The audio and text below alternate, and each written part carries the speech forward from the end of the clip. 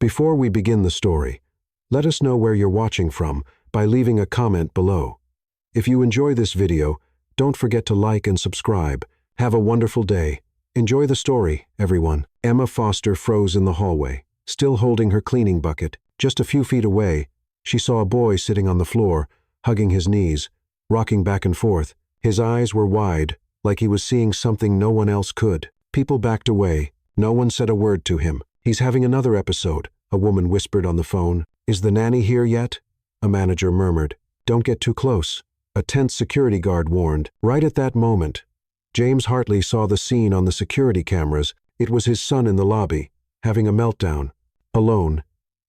He dropped everything, rushed out of his office, ignored his assistant, calling his name, and hit the elevator button 3 times. When it didn't come, he ran down the stairs, his heart pounding. But Emma didn't hesitate. She sat down on the floor near the boy. She didn't touch him. She didn't speak. She simply unzipped her apron pocket and pulled out a small, almost empty bottle of dish soap. She added a bit of water and blew a bubble. Then another, and another. The boy stopped rocking. His breathing slowed. His panicked eyes followed a gentle, silent bubble drifting through the air. That was when James, exhausted and out of breath, reached the lobby and stopped in his tracks. Right there in the center of the hall, his son was calm, sitting on the floor, quietly watching soap bubbles dance in the air. And in front of him, a woman he'd never seen before, wearing cleaning clothes, hair pinned up with a pen, blew another bubble with quiet focus. No one moved. No one spoke. Liam, his son, wasn't crying or screaming. He was just watching. James blinked, stunned. He knew the signs of a full-blown meltdown, and he also knew how rare it was for one to stop without professional help. "Mr. Hartley," a security guard whispered when he noticed him. James raised a hand for silence. Emma, unaware of what was happening around her, stayed seated, blowing small bubbles one at a time, as if each one had a purpose. Liam looked at her. His shoulders dropped. He reached out to touch a bubble. When it popped gently against his finger, he let out a tiny, almost silent laugh. Emma smiled too. Only then, realizing someone was behind her, she turned slowly and froze when she saw the company's CEO standing there, tall, serious, dressed in a perfect dark suit, intense eyes. James stood just a few steps away, watching her with an unreadable expression. "I'm sorry," Emma said quickly, getting to her feet. "I thought he needed help. No one was doing anything, and I didn't touch him. I just blew bubbles." James looked at his son, then back at her. "He usually takes hours to calm down," he said quietly. "You did it in 2 minutes." "He calmed himself," Emma replied, adjusting her apron. "I just stayed nearby. Sometimes that's all it takes." Liam now looked at them both, curious. His eyes were still wet, but he seemed fully present. James stepped closer, knelt down gently, and asked his son, "Are you okay now?" Liam nodded. "It was her," he whispered. "The bubble lady." Emma smiled. "Yep, that's my superpower. Bubbles and plungers. Works every time." James stood slowly, eyes still on her. "You work here as a cleaner?" "Yes, outsourced. Morning shift. 3 months in. Lots of coffee, no raise," she said, trying to hide her nerves with a bit of humor. "What's your name?" "Emma Foster." James held out his hand. "James Hartley." "Yeah, I figured. Your face is on the walls. The security badges, the website, the elevators, pretty much everywhere but the toilet paper." He almost smiled. "I'd like to speak with you, Miss Foster. Would you come with me to my office?" Her eyes widened. "Look, I swear I didn't teach your kid magic or give him candy. It was just soap." James gave a subtle nod to the security guard. Liam, seeing Emma walk away, reached out his hand and said, "Come back." She crouched down. "If you want more bubbles, I'll bring a lemon-scented one tomorrow. But only if you promise to smile more than once." The boy smiled. James watched quietly. Once they were in the elevator, Emma took a deep breath. "Just curious. Am I getting fired?" "I haven't decided yet," James replied as the doors closed. The elevator rose in complete silence. Emma watched the numbers blink. With every floor that passed, her anxiety grew. She had never gone higher than the 3rd floor, where the bathrooms she cleaned every morning were located. "Breathe, Emma," she muttered to herself, adjusting the strand of hair that had escaped her makeshift ponytail. When the doors opened on the 25th floor, she almost choked. James Hartley's office took up the entire floor. Floor-to-ceiling windows showed Chicago stretching all the way to the horizon. Dark wood furniture, expensive abstract paintings, and a silence that probably cost more than her yearly salary. "Please have a seat," James said, pointing to one of the leather armchairs in front of his desk. Emma perched on the edge of the chair, as if ready to bolt at any moment. Her sweaty hands squeezed the cleaning rag she'd forgotten in her pocket. "Mr. Hartley, I can explain. I know I shouldn't have gotten involved, but the boy was Miss Foster," he interrupted, sitting down behind the desk. "Do you have children?" The question caught her off guard. "No, sir. I'm single. No kids, no boyfriend, no plans that last more than 2 weeks." James almost smiled at her blunt honesty. "Liam, my son, is 7. He lost his mother 2 years ago in a car accident. Since then, he's had episodes of emotional instability, anxiety attacks, panic attacks. We've gone through 5 therapists, 3 specialized nannies, and 2 doctors. Nothing has worked like what you did today." Emma blinked, processing his words. "Sir, I just blew bubbles. It wasn't anything scientific."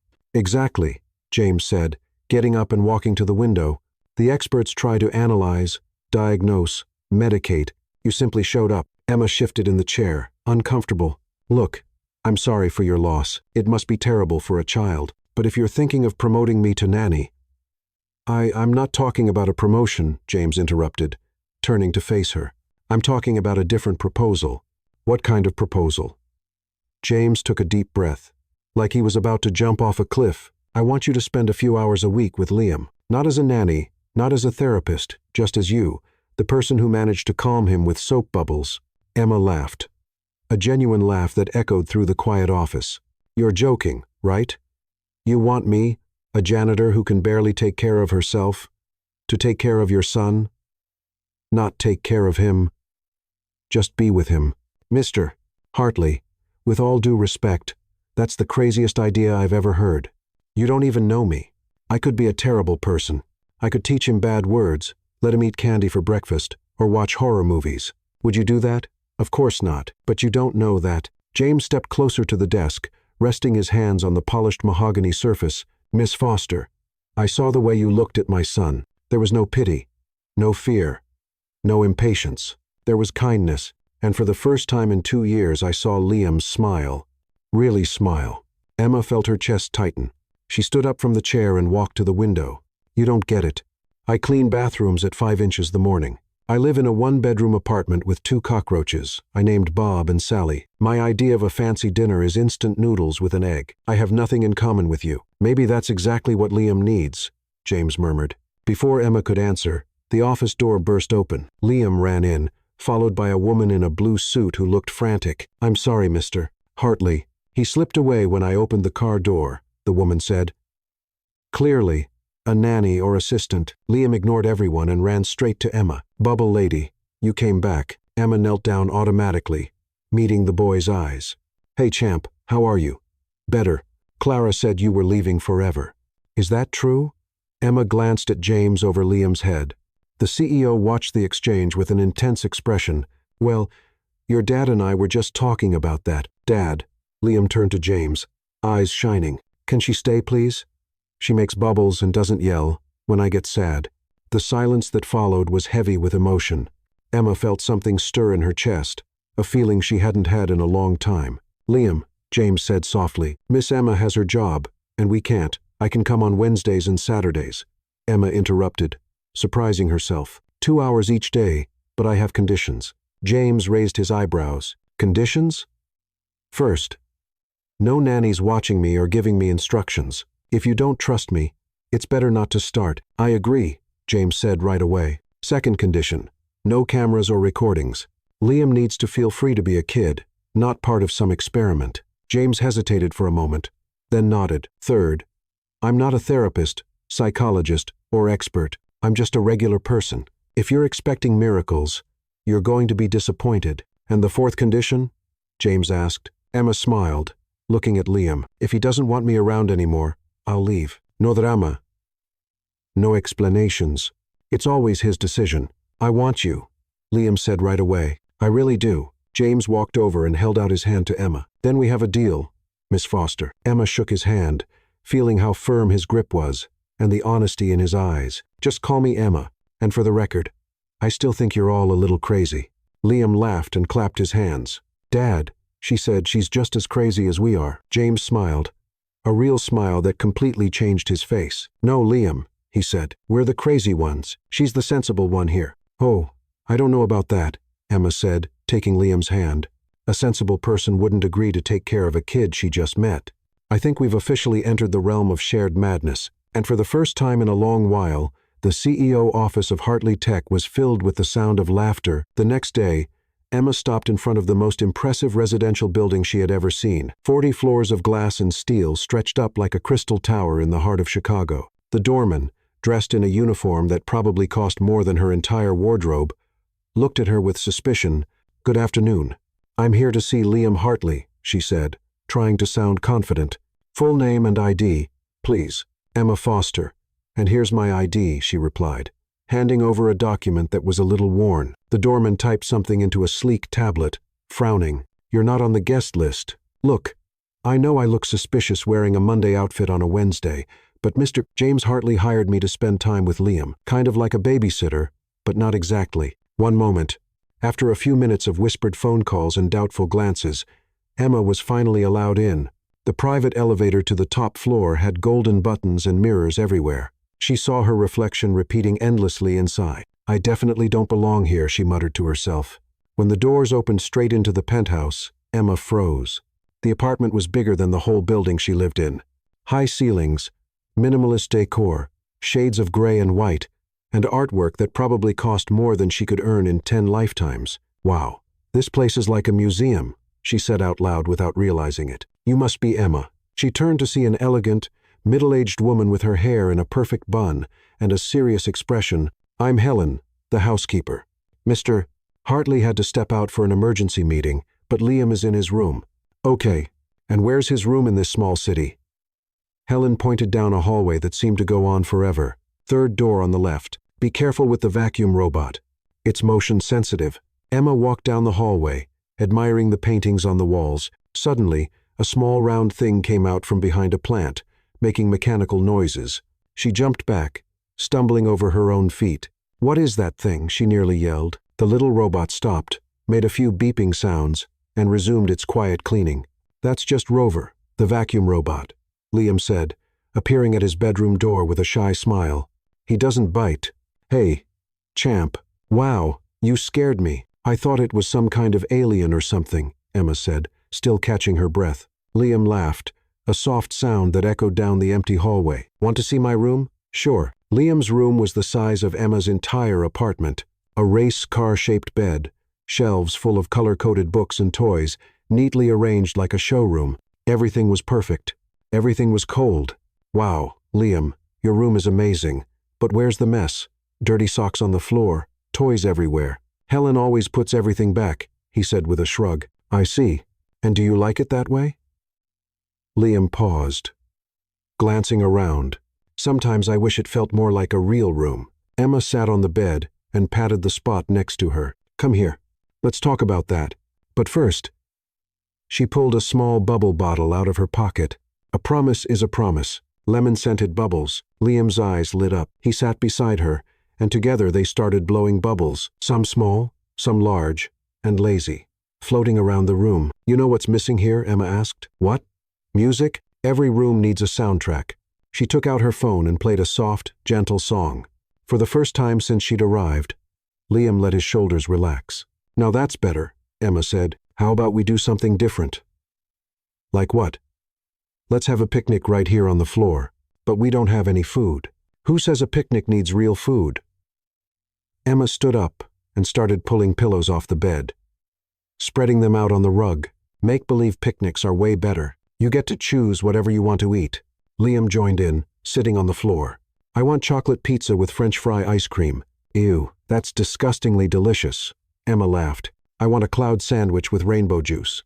They spent the next few minutes eating the most ridiculous things they could imagine, laughing at the crazy combos. Liam talked about school, about classmates who didn't understand why he sometimes felt sad for no reason. Emma listened closely, asking simple questions and offering hugs when he needed them. From the hallway, hidden behind a slightly open door, James watched. He'd come back early from a meeting and found his son genuinely happy for the first time in months. A slow smile spread across his face as he listened to the laughter coming from the room. What a touching scene. The cold voice behind him made him turn around. Sophia Langston, Liam's godmother and one of the most influential socialites in Chicago, stood in the hallway, her expression full of disdain. "Sophia, I didn't know you were coming today, clearly. Otherwise you wouldn't have left that woman alone with Liam." James's jaw tightened. "Emma is here because I asked her to be." "James, dear, I know you're going through a rough time, but hiring a cleaning lady to care for Liam, that's madness. She's not a cleaning lady hired to take care of him. She's what, your new girlfriend?" Sophia gave a harsh, unpleasant laugh. "Please, James, this woman is obviously after your money. It's the oldest trick in the book." Liam's laugh echoed down the hallway right then, clear and real. James and Sophia turned toward the bedroom door. "Listen to that," James said quietly. "When was the last time you heard Liam laugh like that? That's not the point. The point is that you're being manipulated by some gold digger who Sophia—" James's voice was dangerously calm. "I suggest you leave now. James Hartley, you've completely lost your mind. Elizabeth must be rolling in her grave, seeing what you're doing with her son." The mention of his late wife hit him like a punch. James clenched his fists, fighting the anger rising inside him. "Get out of my house now." Sophia stared at him for a moment, then turned sharply and walked toward the elevator. "This won't end well, James, and when it doesn't, don't say I didn't warn you." When the elevator doors closed, James took a deep breath and looked back toward the bedroom. Emma and Liam were now making Play-Doh from something she'd pulled out of her bag, chatting happily about shapes and colors. For the first time in 2 years, the house felt like a home, and for the first time since Elizabeth's death, James felt that maybe, just maybe, they were going to be okay. A week after the scene with Sophia, James found himself typing and erasing the same message for the 5th time. It was Friday afternoon, and he was in his office, trying to write a dinner invitation that didn't sound too formal or too casual. "I'd like to invite you to dinner as a thank you for your work with Liam." He deleted it. Too businesslike. How about dinner tomorrow? Too forward. Could be taken the wrong way. "Liam and I would like to invite you to dinner." Not true. Liam didn't even know about the invite. Finally, he went with something simple. "Emma, I'd like to invite you to dinner tomorrow at 8 p.m. as a thank you." James. He hit send before he could change his mind again. The reply came 15 minutes later. "Seriously? Like real dinner with forks and knives and everything? Okay, but if there are more than 3 utensils, I'm leaving." Emma. James laughed to himself in the empty office. She was definitely not like any woman he'd ever met. Emma had been standing in front of the bathroom mirror for 2 hours, trying to decide if she looked ridiculous or just out of place. The black dress she'd rented from a second-hand shop looked fine, but she felt like a kid playing dress-up in grown-up clothes. "Breathe, Emma. It's just dinner. Dinner with a man who probably eats caviar for breakfast. Sure, but still just dinner," she muttered to her reflection. She arrived at the building right at 8 p.m. After circling the block 3 times to gather her courage, the doorman, the same as before, greeted her with a slightly warmer smile. "Good evening, Miss Foster. Mr. Hartley is expecting you." When the elevator doors opened at the penthouse, Emma found James waiting for her. He had traded his formal suit for a dark blue dress shirt and casual slacks. Still, he managed to look effortlessly elegant in a way she knew she never could. "Good evening, Emma. You look beautiful." "Thank you. You also look not terrible," she replied, instantly regretting it. "Sorry, when I'm nervous, I say weird things, and I'm very nervous because I've never had dinner in a penthouse bigger than the neighborhood I grew up in." James smiled, and she noticed her shoulders relax a little. "Liam's asleep." "Yes, but he insisted on picking the wine." Emma's eyes widened. "Liam picked wine? Grape juice? He said it's kid wine and goes with anything. That boy's a genius." James led her to the dining room, where a table for 2 was set with understated elegance. Candles, flowers, crystal gleaming under the soft light. Romantic, in a way that made Emma feel completely out of place. "James, this is beautiful, but you didn't have to. I mean, I'm just the person who blows bubbles with your son. You didn't need all this ritual." He finished for her, pulling out her chair. "Yes, exactly. Ritual." They sat, and a slightly awkward silence hung in the air until Emma decided to break it the only way she knew how. "So, this table has more silverware than a hospital. What's this tiny spoon for? Doll food?" James laughed. "It's for dessert." "Oh, makes sense. And this little fork?" "Salad, of course."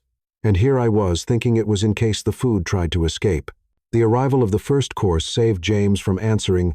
It was something sophisticated and artistically arranged that Emma couldn't identify. "What is this?" she asked, poking it gently with her fork. "Salmon tartar with wasabi emulsion and microgreens." Emma stared at him for a moment. "Okay, I'm going to pretend I understood that and eat it anyway." She took a small bite and made an involuntary face. "Is it bad?" James asked. Worried. "No, not bad. It's just that it tastes like raw fish with mint toothpaste." James nearly choked on his wine. "Emma, you don't have to eat it if you don't like it." No, sorry. I have zero filter. It's just that my taste is more basic. Pizza, burgers, pasta, things that don't need an instruction manual. Note to self. Next dinner, pizza." "Next dinner?" Emma raised an eyebrow. "Confident, aren't you?" "Hopeful," he corrected, and something in his tone made Emma's heart skip. As the night went on, the conversation began to flow more naturally. Emma shared stories about her childhood in Detroit, about coming to Chicago, chasing opportunities that never arrived, and her dream of one day opening a daycare for children from working families. "Why kids?" James asked. "Because they're honest. If a kid doesn't like you, they'll say it to your face. If they do, they give you a hug that fixes any bad day. Adults are complicated. Kids are pure, even the ones with emotional struggles, especially those, they're just trying to process a world that's too big, too loud, too scary. They just need someone who understands they can't always be strong." James watched her in silence for a moment. "You talk like someone who's been there." Emma toyed with her napkin, avoiding his eyes. "Everyone's felt too small for the world at some point. The difference is, adults get better at hiding it. And you, can you hide it? Clearly not." She laughed. "Here I am in a $1 million penthouse wearing a rented dress, talking about salmon that tastes like toothpaste. If that's not showing all my flaws at once, I don't know what is. Maybe that's exactly what makes you so refreshing." "Refreshing is a fancy word for clumsy, isn't it?" "No, refreshing is a word for someone who isn't afraid to be real." The moment was interrupted by the arrival of the main course, but the air between them had shifted. It wasn't awkward anymore. It felt closer to anticipation. "Can I ask you something?" Emma said, cutting into what looked like the most expensive steak in history. "Of course. Why did you really invite me? And don't give me the thank you line. You could have sent an overpriced fruit basket or a golden card. Why dinner?" James paused, fork in midair. "Honest answer, always. Because for the past 2 weeks, Liam wakes up smiling on Thursdays, knowing you were here on Wednesday. Because he talks about you during breakfast and asks if he can call you when he has nightmares. And because..." He paused. "Because it's been a long time since I met someone who makes me laugh without trying to impress me." Emma felt her face grow warm. "James, Dad." They both turned, surprised. Liam was standing at the entrance of the dining room, wearing the floral apron that he had forgotten in the kitchen the week before. It hung huge on him, dragging on the floor, but he wore it proudly. "Liam, you're supposed to be in bed," James said, getting up. "I was, but I woke up and saw the lights, and I smelled something good." Liam looked at Emma. "Hi, Emma. Do you like my apron? It looks great on you, champ, but that's a cooking apron. Are you planning to make something?" "Yes." Liam clapped his hands, excited. "I want to cook with you. You promised to teach me how to make cookies that don't burn." Emma looked at James, who seemed torn between amusement and frustration. "Liam," James said, "Emma and I are having dinner, maybe tomorrow. But Dad, she's here now, and I can't sleep because I keep thinking about the cookies. Please, Liam." James's voice carried a warning tone. "It's okay," Emma cut in, standing up. "How about this? We finish dinner quickly, and then we make cookies. Just a simple recipe. Something we can make with whatever's already in the kitchen." "Really?" Liam's eyes lit up. James ran a hand through his hair, clearly frustrated by the interruption, but unable to say no to something that made his son so happy. "All right, but first, go back to your room, brush your teeth, and put on your pajamas.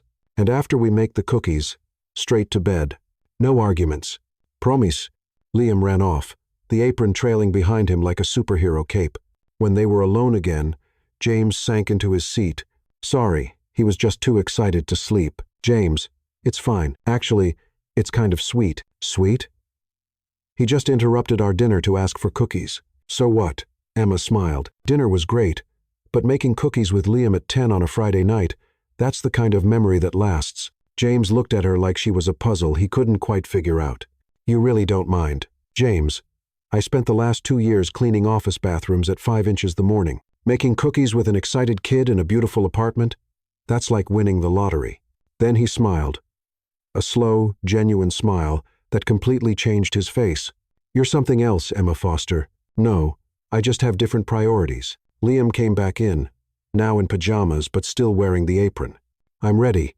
Let's make the best cookies in the world. And as the three of them walked toward the kitchen, James realized that for the first time in a very long time, his house was full of laughter, mess, and life. Just the way it should be. On Monday morning, Emma was having breakfast when her phone lit up with notifications. Message after message, call after call. She frowned and picked it up. The first message was from a coworker. Emma, did you see the news? You're on every site. Her heart pounding, she opened her browser and typed in her name. What she found made her choke on her coffee. Millionaire CEO caught having romantic dinner with cleaning lady. Modern Cinderella employee wins over billionaire boss. Hartley Tech in crisis. CEO involved with staff member. The photos were everywhere. Someone had snapped shots of her entering James's building the previous Saturday. The picture showed her in the rented dress, clearly nervous, with the doorman watching her. The most hurtful headline read, "From mop bucket to the altar."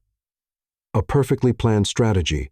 Emma's stomach turned. She quickly opened her social media and found a flood of nasty comments. She obviously planned this. Who believes in coincidence? Poor guy. Lost his wife and now being played by a gold digger. Someone tell him this isn't a Disney movie. In real life, Cinderella just wants the cash. Pathetic. A cleaning lady thinking she's good enough for a CEO. Each comment hit like a punch to the gut. Emma dropped her phone on the table and buried her face in her hands. Tears of humiliation and anger stung her eyes. The phone rang. It was James. Emma, are you okay? I saw the news, and I'm fine. She lied, trying to steady her voice. Never better. I always dreamed of being a national joke. Emma, don't listen to those people. They don't know you. But they know you. They know how much you're worth. And they know I'm nobody. You're not nobody. You're James. Stop, please. Emma took a deep breath. I think it's better if I stop coming by. Liam will be fine. He doesn't need me. Emma, don't do this. Liam does need you. We need you. No, you need someone who doesn't end up in the gossip columns. Someone who won't embarrass you. You've never embarrassed us. James. Her voice broke. I have to go. Take good care of Liam. She hung up before he could say anything and immediately blocked the number. It was better this way for everyone. The following Wednesday, Liam waited for 2 hours. Sitting by his bedroom window, watching the street. Where's Emma? He asked for the 10th time. She can't come today, buddy, James answered, trying to sound casual. But it's Wednesday. She always comes on Wednesdays. Sometimes people get busy. Liam didn't say anything, but James noticed he barely touched his lunch or dinner. On Thursday, Liam woke up asking if Emma was coming on Saturday. When James said he didn't know, the boy quietly went back to his room and shut the door. On Saturday, Liam refused to get out of bed. I'm sick, he muttered, pulling the blanket over his head. Where does it hurt? My chest and my stomach and my head. James knew exactly what it was. He felt the same pain. The following Monday, Liam didn't want to go to school. On Tuesday, he broke down crying at the dinner table. On Wednesday, James found him sitting on the bedroom floor, blowing bubbles alone, tears running down his face. Liam, what's going on? Emma left me, the boy whispered, just like Mommy did. The words hit James like a knife to the heart. He knelt beside his son. Emma didn't leave you. She's just going through a tough time. Why does everyone I love leave? James had no answer. He just pulled Liam into a tight hug and made a decision. Something had to change. Thursday night, James stood in front of a small, modest apartment building on the outskirts of Chicago. It had taken him 3 days to track down Emma's address, and now that he was there, he wasn't sure what to say. He climbed to the 3rd floor and knocked on the door of apartment 3B. Emma opened it and froze when she saw him. She was wearing an old college t-shirt and faded sweatpants. Her hair was down around her shoulders, and she wasn't wearing any makeup. James thought she had never looked more beautiful. James, how did you find my address? I have my ways. Can I come in? Emma hesitated, then stepped aside. The apartment was tiny but cozy. One room served as both living room and bedroom. The kitchen was no bigger than a closet. Plants filled the windowsills, and books were scattered on makeshift shelves. "It's small," she said defensively. "It's warm," he replied, looking around. The walls were covered in children's drawings, clearly done by kids from the building. "Do you teach art?" "Informally, for the neighborhood kids. It's nothing official." James turned to face her. "Liam's not eating." Emma's chest tightened. "He'll be okay. Kids are resilient. He had a meltdown yesterday. Said everyone he loves leaves him." Emma's eyes filled with tears. "James, you don't understand. I've become a joke.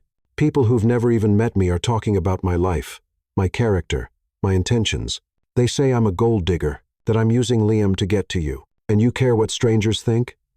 "I care what that does to you too," she said, her voice rising. "Liam doesn't deserve a mother figure who is the punchline of a scandal. You don't deserve to have your name dragged through the mud because of me." "Emma." James stepped closer. "Do you really think I care more about my reputation than my son's happiness? You should care. You run a company. You have employees, responsibilities. And I have a son who hasn't smiled in a week, a son who asks every day where his Emma is, a son who believes everyone he loves eventually leaves him." Emma covered her face with her hands. "I didn't mean to hurt him. I thought it would be better this way." "Better for who? For the people spreading lies online? Or for the three of us who were happy together?" "James." "Emma, look at me." She lifted her eyes, meeting his intense gaze. "Liam needs you, and I." He paused. "I need you too. You need someone who doesn't bring drama. I need you exactly as you are, with your honesty, your spark, and the way you make an ordinary Tuesday feel special." The tears finally spilled down Emma's cheeks. "And what if they don't stop? What if they keep talking, keep judging?" "Then let them talk. People who know me already know who I am. And the people who matter will meet you and see what I see." "What do you see?" James smiled, wiping a tear from her cheek with his thumb. "I see the woman who made my son laugh again, who brought life back into my home, who reminded me what it feels like to feel something beyond responsibility and work." Emma glanced around her tiny apartment, then back at him. "Are you sure? Because once I come back, I'm not running away again, no matter what anyone says. I'm sure. And Liam, he's not mad at me. He drew a picture for you. It's been on his fridge for a week, waiting for you to come get it." Emma laughed through her tears. "Then I guess I'd better go pick up that drawing." The Friday after Emma returned, once Liam had finally fallen asleep after an afternoon of baking cookies and telling stories, James and Emma found themselves alone on the penthouse balcony. The Chicago sky was full of stars, a rare sight in the city, and the quiet between them was comfortable. "Thank you," James said, breaking the silence, "for coming back." Liam was different, distant, like part of him had disappeared. Emma leaned against the railing, staring at the city lights below. "I shouldn't have run. Not like that. Liam didn't deserve to pay for my fear." "Why were you so afraid?" James asked softly. "Of opinions, of judgment. You always seemed so strong to me, so sure of yourself." Emma let out a laugh, but it had no humor in it. "Sure of myself, James. I clean bathrooms for a living and live in an apartment the size of your closet. Confidence isn't exactly my specialty, but with Liam, you're different, natural, like you just instinctively know what he needs." Emma stayed quiet for a long moment, her fingers playing with the sleeve of her coat. "I had a child," she said finally, so quietly James almost didn't hear. He stepped closer but said nothing, waiting. "Noah. He was born premature, spent 2 months in the NICU. I spent whole days there singing to him, telling him stories, blowing bubbles on the window when it rained." Her voice trembled. "The doctor said premature babies need stimulation, connection, so I talked to him all the time, even when he couldn't hear me." James's chest tightened, already knowing how the story would end. "He died at 3 months, Emma continued, tears streaming silently. "Soon infant death syndrome. One morning, I went to his crib, and he was peaceful, like he'd just fallen asleep, forever. Emma, his father blaming me, said I didn't take good enough care of him, that maybe if I'd done something differently." She wiped her tears with the back of her hand. "He left me a week after the funeral, said he couldn't look at me without seeing failure." James stood beside her now, fighting the urge to pull her into his arms. "That's why you understand Liam so well," he said. "You know what it's like to lose someone you love." "I see Noah in every child," she admitted. "In their vulnerability, in the way they need to be seen, to be understood. When I saw Liam having that meltdown in the lobby, it was like Noah was there, needing me." "How old were you?" 22. "It's been 4 years. But it feels like yesterday and a lifetime ago at the same time. James finally reached for her hand, lacing his fingers with hers. Elizabeth, Liam's mother, died in a car accident, he said. She was coming back from a parent-teacher meeting. A drunk driver ran a red light, and... He paused, taking a deep breath. Liam was in the back seat. Emma turned to him, eyes wide. He saw everything. All of it. He was in a coma for 3 days. When he woke up, he didn't talk, didn't cry, didn't react to anything. The doctor said it was trauma, that he needed time. But it was over a year before he smiled again. That's why he has the anxiety attacks. They started when he went back to school. Any loud noise, any stressful situation, it's like he's back in that car. Emma squeezed his hand. And you? How did you handle all of this? I didn't, James said with raw honesty. I buried myself in work. I hired the best nannies, the best therapists, the best doctors. I thought if I could control everything around him, he'd be okay. But you couldn't control his pain. No. And it drove me crazy until you showed up and blew bubbles in my lobby. Suddenly, Liam was laughing again. He was present, and I realized that maybe the solution wasn't controlling everything, but simply being there. They sat in silence, hands intertwined, each lost in their own painful memories, and the strange comfort of sharing them with someone who understood. Emma, James said eventually, Liam sees you as a mother figure. You know that, right? I know. And it scares me and warms my heart at the same time. He hesitated. I've started to see you as more than just the person who takes care of my son. Before Emma could respond, James's phone rang. He looked at the screen and frowned. It's Charles from the board. I have to take this. James, said Charles Thompson, chairman of the Hartley Tech Board, his voice tense. We need to talk first thing tomorrow morning. About what? About your personal choices and how they're affecting the company. The meeting's at 8 a.m. Don't be late. The call ended abruptly. James stared at the phone, his expression dark. Trouble? Emma asked. Maybe. The board wants a meeting tomorrow, probably about us. James, if this is going to cause problems for you, no. He turned to her, determined. We're not going through this again. I'm not going to let fear or outside pressure tear our family apart. Our family. James realized what he'd said and gave her a soft, honest smile. Yes, our family. Because that's what we are, right? You, me, and Liam. A slightly crazy, unconventional family, but a family all the same. Emma's heart skipped a beat. And what if the board disagrees? Then they'll have to live with it. Because I'm not giving up my happiness or Liam's just to please people who care more about appearances than real results. That night, as Emma returned to her apartment, she carried not just the shared pain of past losses, but also the hope that maybe, just maybe, she'd finally found where she belonged. And James, staring out at the Chicago skyline, knew he was about to face the biggest battle of his career. But for the first time in years, he had something worth fighting for. Something more important than money, power, or status. He had a family. The next morning's board meeting was exactly the nightmare James had expected. Charles Thompson, seated at the head of the long mahogany table, wasted no time with pleasantries. James, let's get straight to the point. Your personal situation is damaging the company's image. Our investors are nervous. The media is making a circus of it, and frankly, we're questioning your judgment. The other 5 board members nodded silently, their expressions serious and disapproving.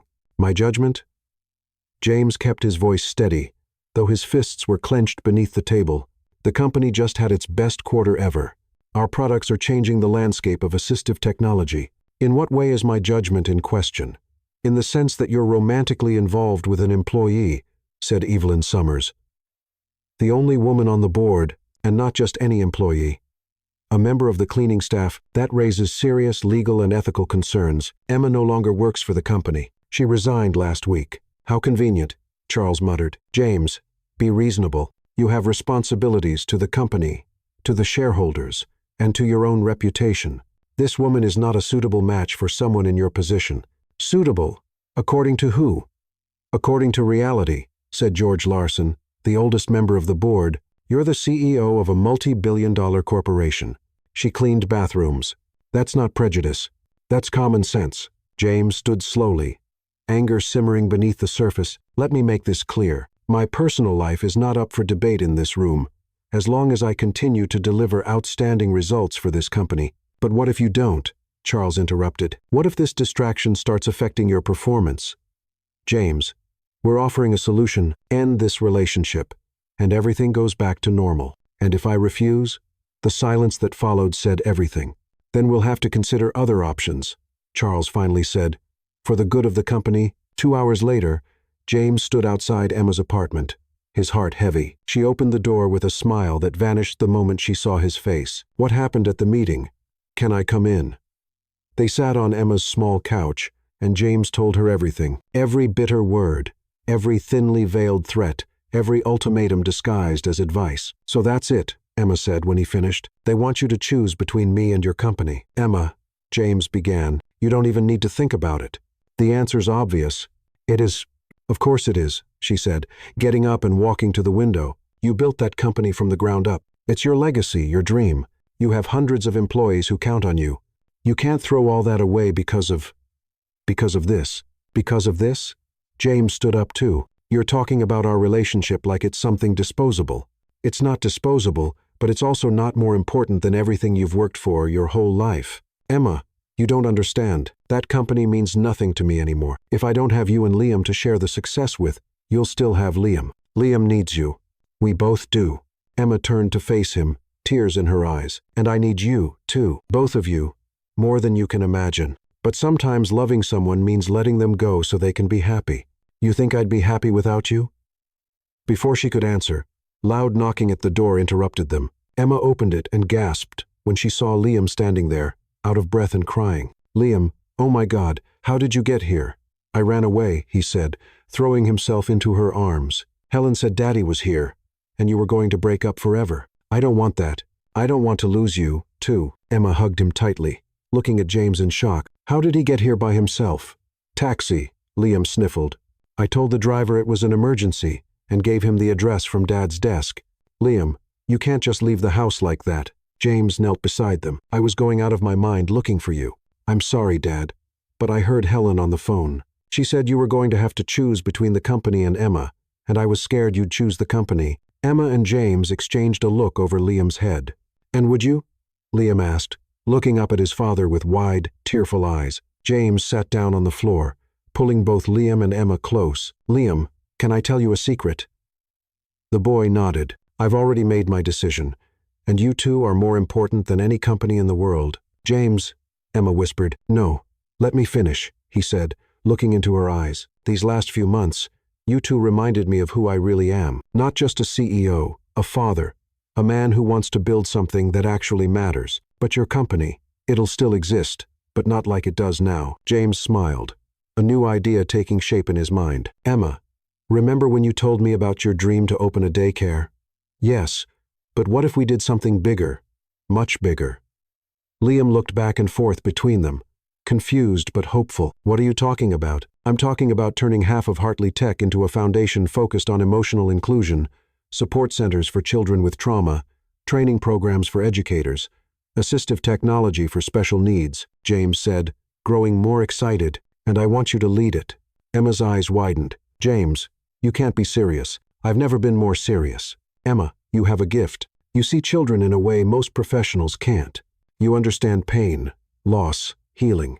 You're exactly what those kids need. But the investors, the board, they can adjust or step aside. It's time for Hartley Tech to stand for something more than just profit. Liam started clapping, excited. Emma is going to work with Dad. Does that mean you'll stay together forever? Emma looked at James, seeing the conviction in his eyes and the honesty on his face. Are you sure? This will change everything. Your life, your company, your reputation. For the better, James said, taking her hands. Emma Foster, will you be my partner in life and in work?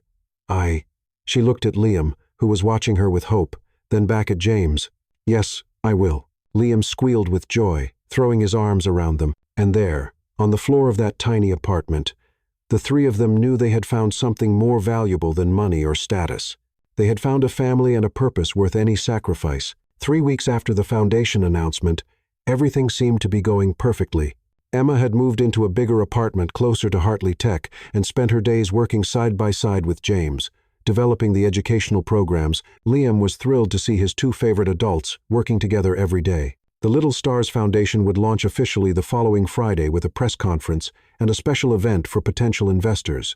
Emma had worked tirelessly over the past few days, finalizing presentations and organizing all the necessary paperwork. On Thursday morning, she arrived at the office earlier than usual, anxious to review the final details. But when she tried to log into her computer, the password didn't work. "Strange," she murmured.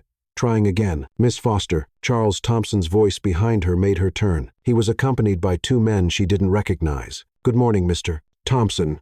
Is there a problem?" "I'm afraid there is," Charles said, his expression serious and just slightly satisfied. "These are Detectives Harris and Lewis from the Corporate Fraud Division." Emma felt the blood drain from her face. "Fraud? I don't understand, Miss Foster." Detective Harris said, "We need to ask you some questions about discrepancies we found in the Foundation's documentation." "What kind of discrepancies?" "Altered documents, falsified certifications, inconsistent financial data," Charles said, "all carrying your digital signature." "That's impossible. I didn't falsify anything. Every document I prepared is authentic." "Then how do you explain this?"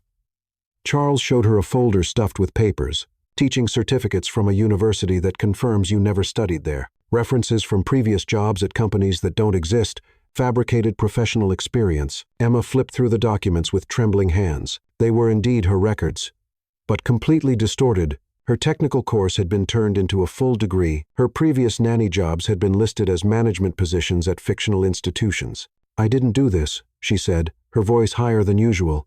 "Someone changed my documents. I've never lied about my background."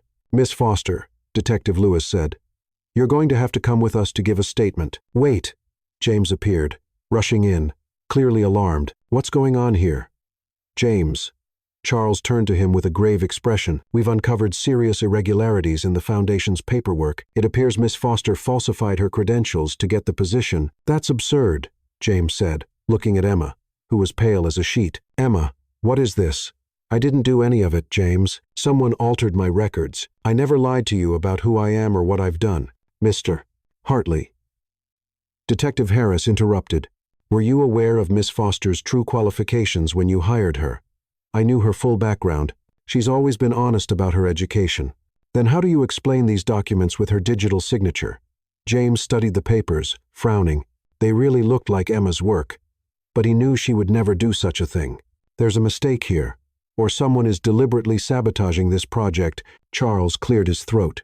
"James, I understand this is hard to accept, but the facts are clear. This fraudulent paperwork compromises the entire Foundation. We'll have to suspend the launch immediately." "You can't do that." "We can, and we will," Charles said firmly. "And until this is resolved, Miss Foster cannot remain on company premises." Emma looked around at the curious faces of employees who had gathered to watch, whispers, judging eyes. It was like the media scandal all over again, only worse. "Emma," James said, stepping closer, "don't worry, we'll fix this. I'll hire the best lawyers, private investigators." "James," Charles said, placing a hand on his arm, "I strongly advise you to step away from this until it's resolved. Any involvement could be interpreted as obstruction of justice." "You're telling me to abandon Emma?" "I'm telling you to protect the company and yourself." Emma met James's eyes and saw the conflict in them. She knew he wanted to help her, but she also knew his presence would only make things worse for him. "It's okay," she said softly. "I'll go with the detectives. I'll clear this up. Emma, don't take care of Liam. Tell him." Her voice faltered. "Tell him I didn't do anything wrong, but I have to fix this." The detectives escorted her out of the building through the lobby where it had all begun. Emma glanced at the spot where she had first met Liam and felt her heart shatter. That night, after hours of questioning and having her apartment turned upside down for evidence, Emma finally returned home. She was exhausted, humiliated, and desperate. Her phone rang nonstop, James calling, but she didn't answer. How could she? Even if he believed her, staying in his life would only bring him more trouble. Around midnight, she sat at her kitchen table and began to write a letter. Her tears smudged the paper. But she kept going. "My dear Liam, when I met you that day in the lobby, you were sad and scared. I just wanted to help. And I ended up receiving the greatest gift of my life. Your friendship and your affection. Now I have to leave for a while. Some bad people are saying things about me that aren't true, and until I can prove their lies, I can't be near you or your dad. But I want you to know something. You are the most special child in the world. You're brave, smart, funny, and you have the biggest heart I've ever known. Never let anyone make you believe otherwise. Take care of your dad. He loves you more than anything in the world. And always remember, even from far away, I'll be cheering for you and sending invisible bubbles through the wind. With all my love, Emma. P.S. The drawing you made for me is right here with me. I'm taking it wherever I go. She folded the letter, placed it in an envelope, and wrote for Liam on the front. Then she began to pack her things. By sunrise, Emma Foster had vanished from Chicago, leaving behind only the letter and a broken heart. And in his penthouse, James woke Liam to give him the hardest news of his life. Emma was gone, and they didn't know when she'd be back. 3 weeks, 21 days since Emma had disappeared, and James felt like he was living on autopilot. He had hired the best private investigators in Chicago, and they quickly discovered that the forged documents had been created using Charles Thompson's computer. The board chairman had been forced to resign, but the damage was already done. Emma had vanished without a trace. Liam barely ate, barely spoke, and spent hours sitting by his bedroom window, as if hoping to see her walking down the street below. James tried to comfort him. But how do you comfort a child when you're just as broken yourself? On Thursday morning, James was in a virtual meeting with Japanese investors when his assistant Clara quietly stepped into the room. Mr. Hartley, I'm sorry to interrupt, but this is urgent. Clara, I'm in an international meeting. I found her, she said simply. James nearly dropped his coffee cup. What? Emma. I found her. She's volunteering at a public school in Detroit. One of the investigators we hired tracked her through volunteer records. James looked at the screen where 12 Japanese executives were waiting for him to finalize a $50 million deal. Gentlemen, he said in English, then turned to Clara and added in Portuguese, please translate this. I need to reschedule our meeting. A family emergency has come up. But Mr. Hartley, one of the executives protested, we've been working on this contract for months, and we'll continue. But right now I can't. Thank you for understanding. He closed the laptop and stood up. Clara, get the jet ready. We're going to Detroit now. And Liam's coming with us, actually. James smiled for the first time in weeks. I have a feeling he'll want to be there when I make the most important pitch of my life. Lincoln Elementary School was in a modest Detroit neighborhood, a red brick building surrounded by a simple but well-kept playground. James parked the rental car outside and looked at Liam in the back seat. Ready, champ? Liam was holding a small canvas wrapped in gift paper, something he had made over the past few weeks. Ready, Dad. But what if she doesn't want to see us? Then we'll keep trying until she changes her mind. They walked into the school, following the sound of children's laughter down the hall to a classroom at the end. Through the small window in the door, James saw Emma sitting on the floor, surrounded by about 15 children of different ages. She was helping them paint, and her face had a peaceful expression he hadn't seen in a long time. She wore an old t-shirt stained with paint, her hair was in a messy bun, and she was smiling as a little girl proudly showed her a colorful drawing of a house. That's her, Liam whispered excitedly. James gently knocked on the door. Emma looked up and froze when she saw them. Her cheeks turned red, and she stood up quickly. Sorry, kids, we have visitors, she said, trying to keep her voice steady. Hi, everyone, James said as he stepped into the room. I'm James, and this is Liam. We came to speak with Miss Emma. Are you Miss Emma's boyfriend? Asked a boy of about 7, as direct as only children can be. James looked at Emma, who seemed like she wanted the floor to swallow her up. Well, it's complicated, he replied. Oh, like my parents, the little girl said. They're complicated, too. The children laughed, and even Emma gave a small smile. Emma, I need to talk to you, James said, stepping into the middle of the room. I want to do it in front of everyone because I want these kids to be witnesses to what I'm about to say. James, that's not necessary. Yes, it is, he said, kneeling right in the center of the circle of children. Emma Foster, I'm sorry.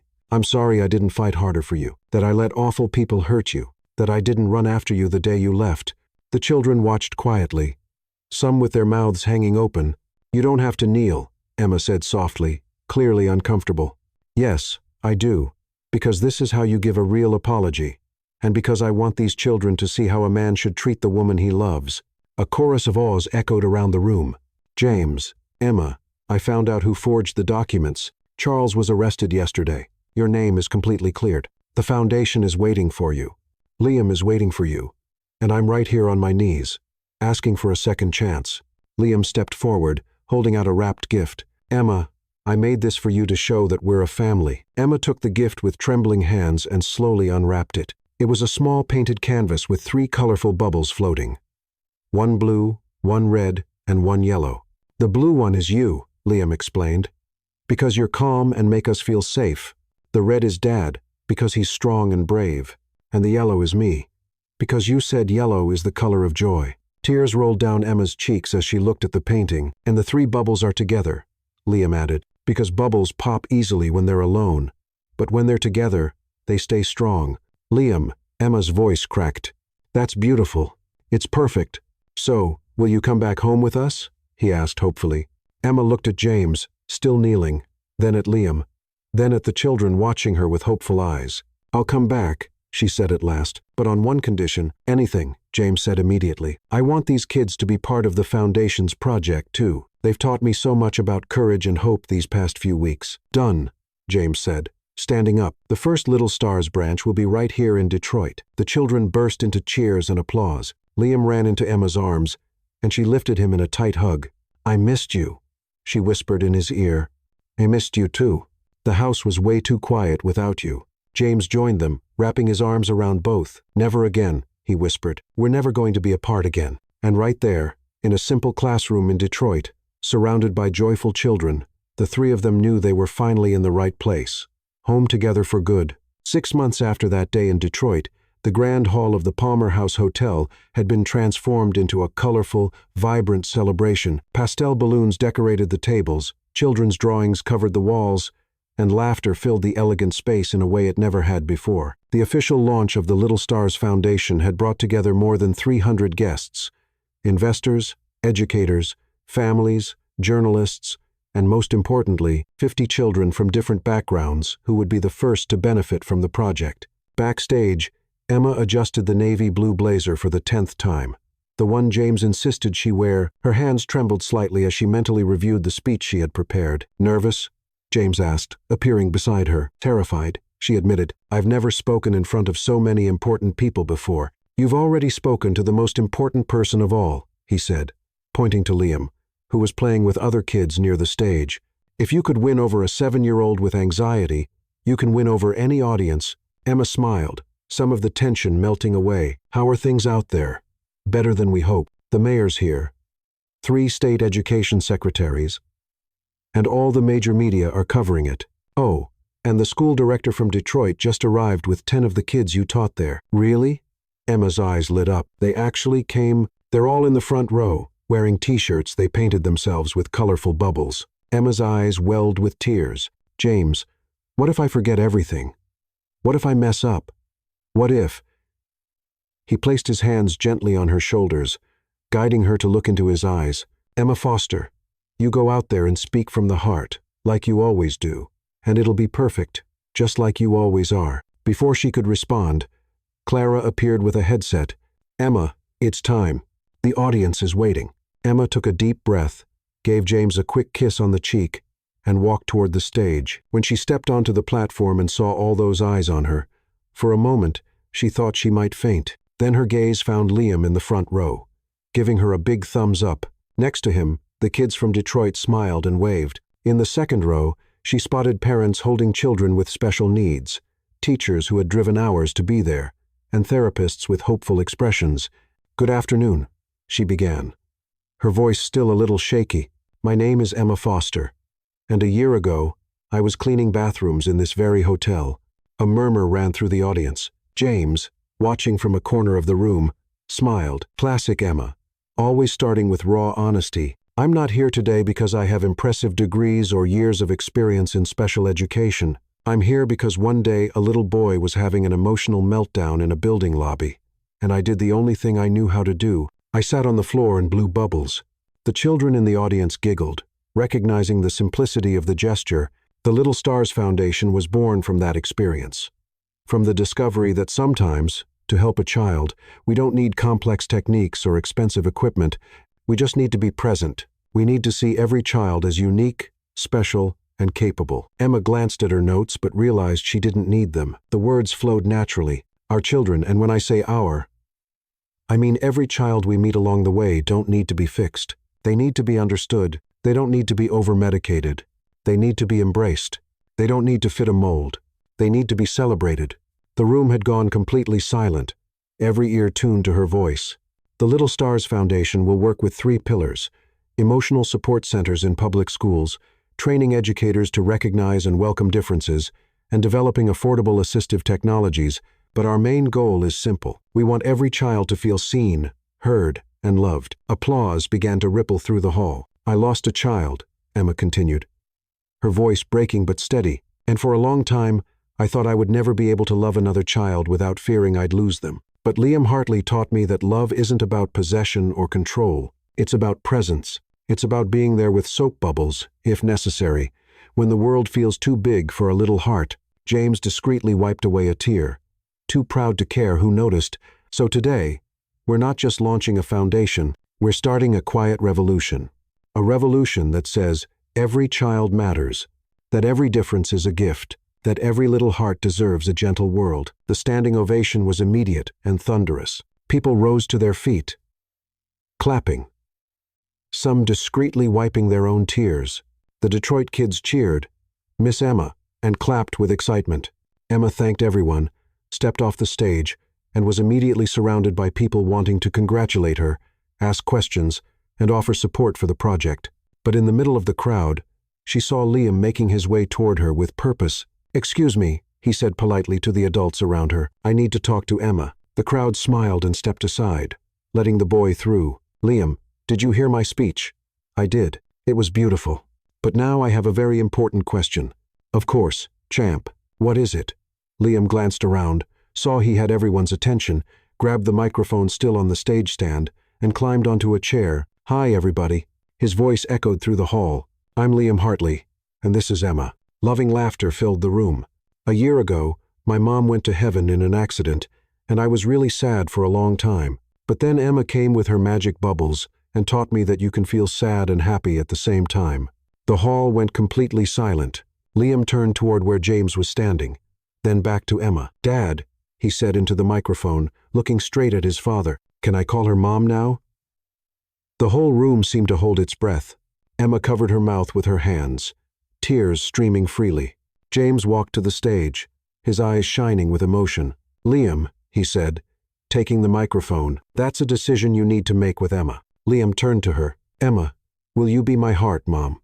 Emma knelt to his level, barely able to speak through her tears. "Yes, sweetheart. It would be the greatest honor of my life." Liam dropped the microphone and ran into her arms. The room erupted into cheers, applause, and joyful tears. And there, in the middle of hundreds of people, but feeling like it was just the 3 of them in the world, the family that had come together through soap bubbles and broken hearts was finally complete. 2 weeks after the foundation's launch, Emma was going over the final details of the support centers when James walked into her office with a strange look on his face. "Emma, I need to show you something," he said, looking slightly nervous. "Right now, I'm reviewing the contracts for the Detroit therapists, and it's important, and it'll be quick. I promise." Emma looked at him, suspicious. James rarely interrupted her work without a serious reason. "Okay, but if this is about the budget, I'm warning you, I'm not cutting the art supplies." "It's not about the budget," he said with a smile, holding out his hand. "Come with me." They walked through the halls of Hartley Tech. But instead of going up to the executive floors, James led her down toward the basement. "James, where are we going?" Emma asked as they went down the service stairs. "You'll see." When they reached the lowest floor, Emma recognized the place right away. The supply room where she had worked for 3 months before meeting Liam. "Why did you bring me here?" "Because this is where it all started," James said, opening the door to the little closet where she used to store her cleaning supplies. "This bottle of dish soap is where you got the bubbles that changed our lives." Emma stepped into the tiny room, remembering those early days, the tight uniform, her hands raw from cleaning chemicals, the loneliness of those early mornings scrubbing bathrooms while dreaming of a different life. "James, this is kind of morbid. Why do you want me to remember that time?" "Because I want you to see how far we've come," he said, closing the door behind them. "From a lonely janitor and a bitter CEO, we became a family, and it all started right here." Emma looked around the room, which now looked different. Someone had decorated it with tiny LED lights, giving the cramped space an almost magical feel. On the floor, rose petals formed a path to the back of the room. "James, what is this?" Emma Foster. He stepped closer, his eyes shining in the soft light. A year ago, you told me you didn't need titles. That being Liam's heart, Mom, was enough. And it is, she said, beginning to realize where this was going.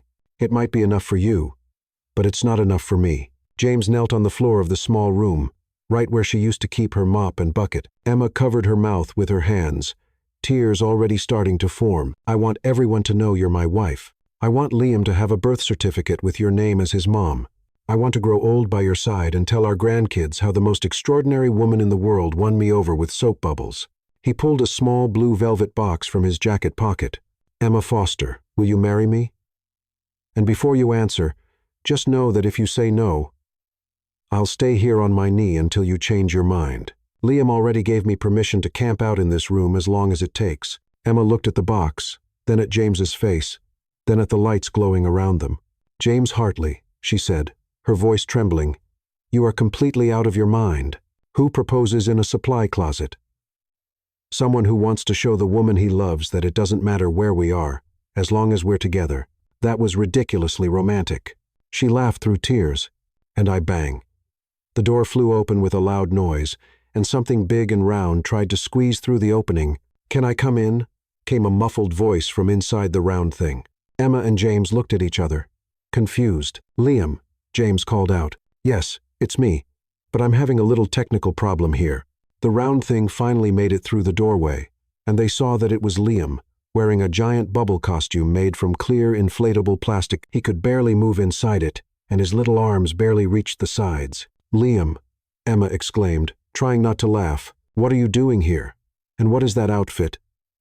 Helen helped me make it, he said, spinning awkwardly inside the costume. It's a real bubble.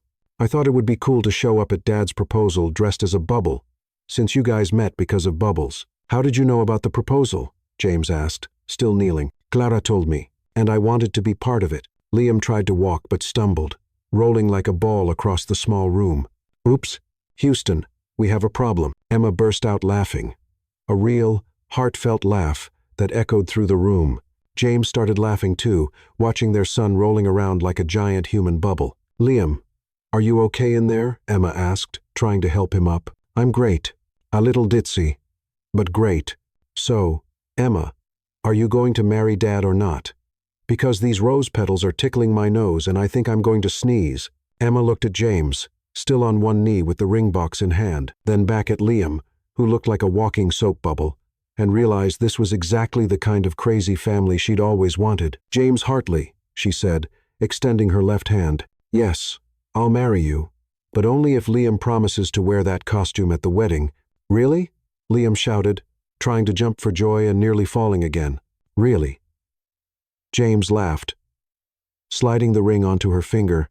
It was a simple solitaire with 3 tiny stones beside the diamond, one blue, one red, and one yellow.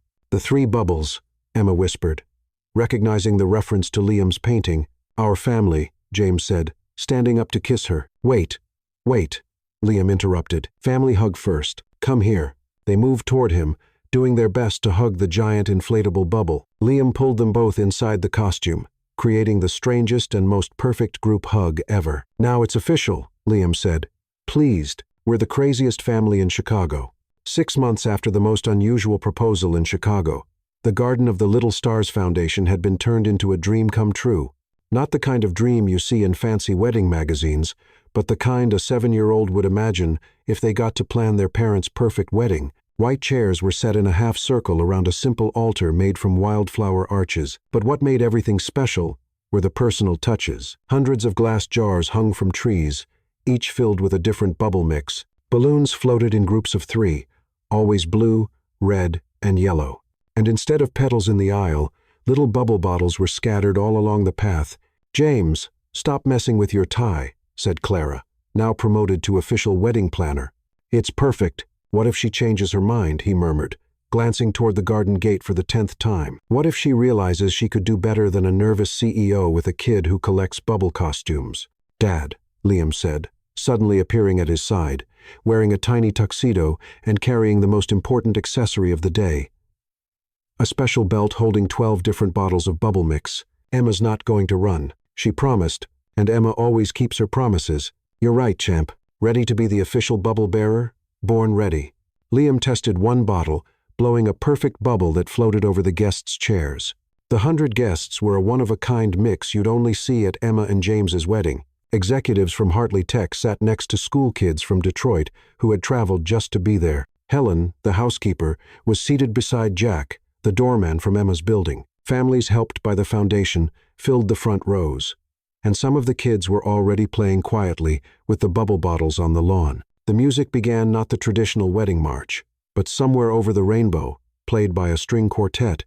It was the lullaby Emma used to hum to Liam when he had nightmares. Everyone turned toward the garden gate, and there she was. Emma Foster walked down the aisle, wearing a simple knee-length white crepe dress with three-quarter sleeves and a modest neckline, no veil, no long train. But what made everyone smile were her shoes.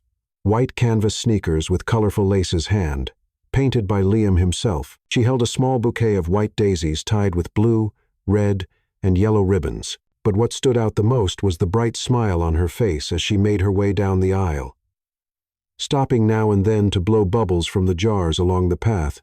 "Oh my goodness," whispered one of the foundation moms. "She looks beautiful and completely herself," added another, clearly moved. James felt his eyes well up as he watched her walk toward him. It wasn't the dress or the setting that got to him. It was how effortlessly Emma turned every moment into something special and true. When she reached the altar, Liam ran to hug her. "Emma, you really came."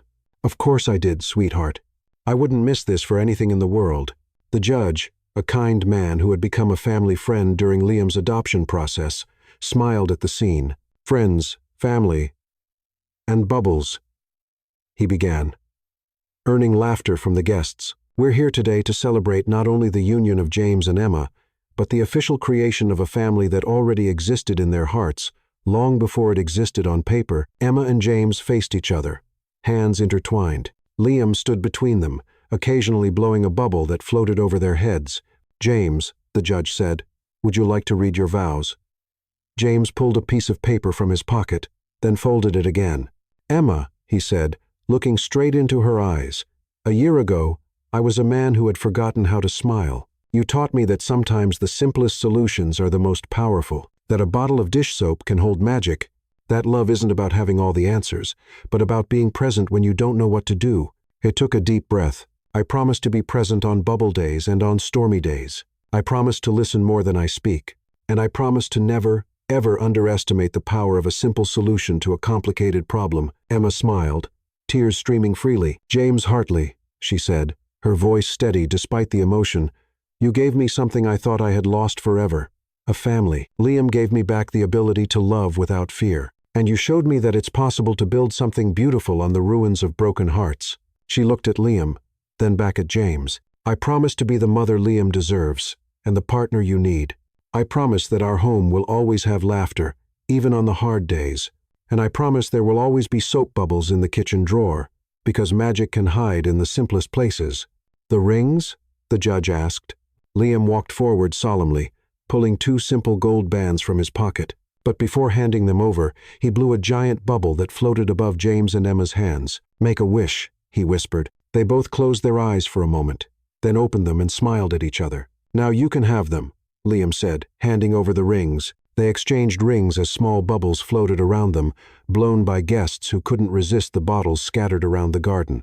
"In the name of love, family, and magic bubbles," the judge said with a wide grin, "I now pronounce you husband and wife. James, you may kiss the bride." The moment James kissed Emma, Liam ran to the side of the altar and grabbed a special bottle he had hidden behind the flowers. It was a mixture he had made himself with colors that created huge iridescent bubbles. He blew with all his might, forming a bubble the size of a basketball that floated slowly over the couple's heads. It hovered there for a magical moment, reflecting all the smiles around, the colors of the garden, and the joy of the day. Then Liam jumped and popped the bubble with his fingertip. Pop! The sound echoed in the quiet garden for a split second before being replaced by laughter, applause, and cheers. Children ran for the bubble bottles. Adults stood clapping, and the garden filled with hundreds of tiny bubbles floating in every direction. James and Emma hugged, laughing as Liam danced around them, blowing bubbles everywhere. "We did it," Emma whispered in James's ear. "Did what?" "We found our home." James looked around at Liam glowing with happiness, at the guests laughing and playing with bubbles, at the Foundation's garden they had built together, and at the woman in his arms who had changed their lives with one simple act of kindness. "Yes," he said, kissing her again as more bubbles floated around them. "We finally found our home." And as the sun set over Chicago, painting the sky in the same colors as Liam's bubbles, blue, red, and yellow, the family. Born on the marble floor of a corporate building, celebrated not just a wedding, but the discovery that true love can bloom in the most unexpected places,